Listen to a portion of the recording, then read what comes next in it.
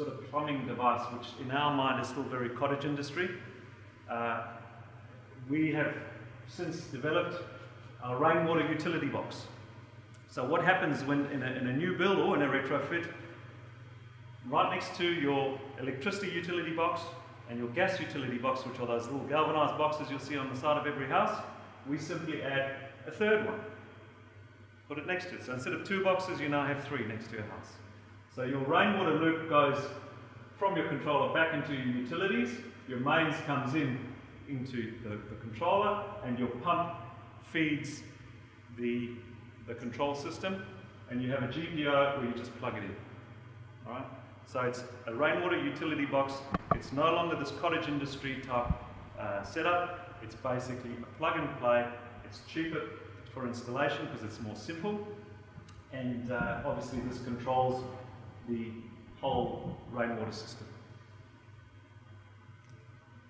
Okay, there's been a few myths about the cost of underground tanks, and you know, when you speak to some developers, they have this idea in their head that it's $30,000-$40,000 to put in an underground rainwater harvesting system.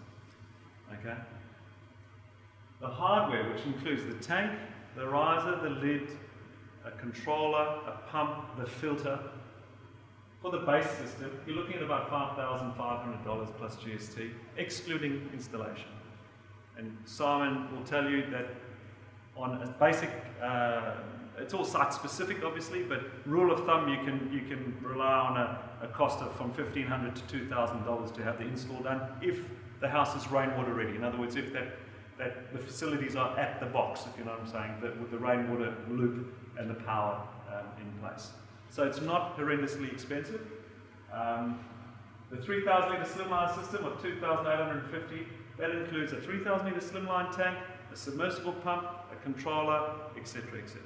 So we're not talking about massively expensive products, but again, products that are probably going to save you 40% of your water usage, and more interestingly enough, it's more how this whole legislation is going to roll out with the 6-star and 6-star plus and 7-star, wherever we're going to go.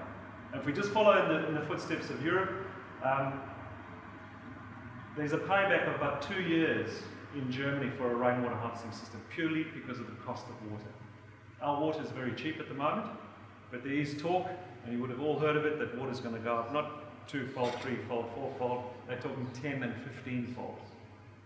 So if we as designers and people in the industry are ready for it, and we know what's out there, we know what's available, and we get rid of the myth of, oh, it's too hard, it's too expensive, we'll be the leaders in the market. So we need to keep that in mind. All right, any questions? Because that's about all I've got to say. Just a quick one. If 170,000 litres, yes.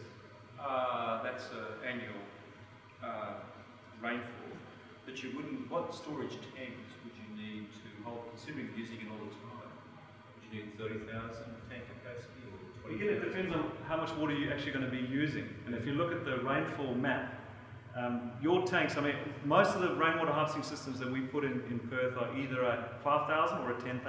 Yeah, but say you're using the whole 170,000 or 200,000. How, you can work on the usage, the home usage is anything between 180 and 240,000 litres per annum. That's what a home generally uses. Yeah. Okay? So just to make the mathematics simple, if we work it on 10 months, let's say, of rainfall, and we divide it by 200,000, you're using 20,000 litres a month. Right. Okay? But in that month, in those rainfall months, you're getting more than 20,000 litres of rainwater. Yeah. So, rule of thumb, a 10,000 litre system will handle toilets, laundry, general cleaning, and a 20 and possibly a 30,000 litre system will handle whole of house for just about the whole year. Again, it's always recommended to have a mains backup in case of, you know, extended droughts like we've had in the last 3 months or 4 months. Can you stack the tanks on top of each other if you want to go deeper? No, but there's an extension riser which allows you to bury the tanks deeper, in other words for fall, in other words for the fall of your rainwater and your access to stormwater. but it's not recommended to stack them one on top of the other. And there are bigger poly tanks. Yeah, and we do make deeper excavation tanks of 6,500 litres, but because of the compact size and you're not required to have an angle of repose in your excavation. You can actually butt them up pretty close together, as was demonstrated in that photograph.